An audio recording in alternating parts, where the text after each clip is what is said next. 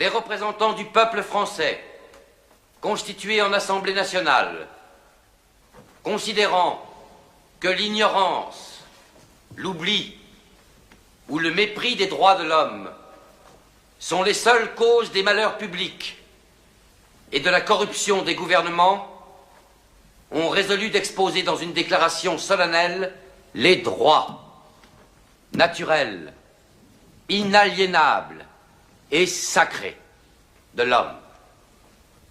Je vous demande de vous lever, messieurs.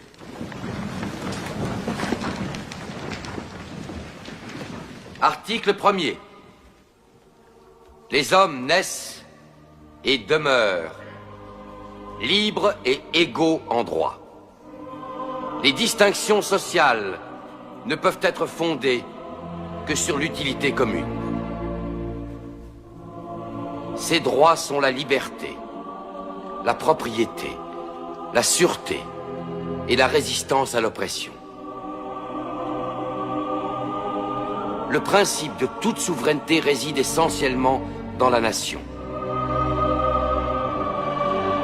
La loi n'a le droit de défendre que les activités nuisibles à la société. Tout ce qui n'est pas défendu par la loi ne peut être empêché.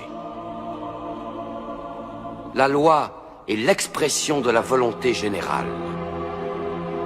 Tous les citoyens étant égaux à ses yeux, sont également admissibles à toute dignité, place et emploi public.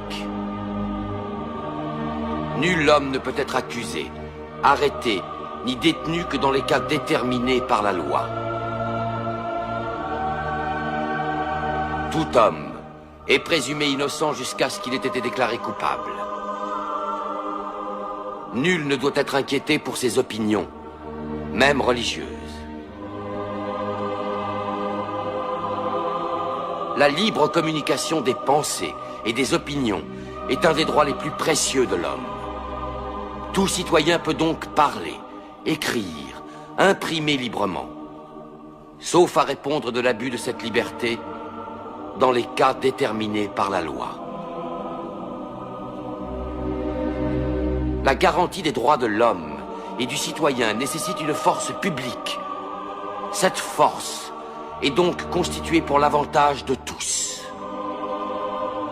La propriété étant un droit inviolable et sacré, nul ne peut en être privé, si ce n'est lorsque la nécessité publique, légalement constatée, l'exige évidemment.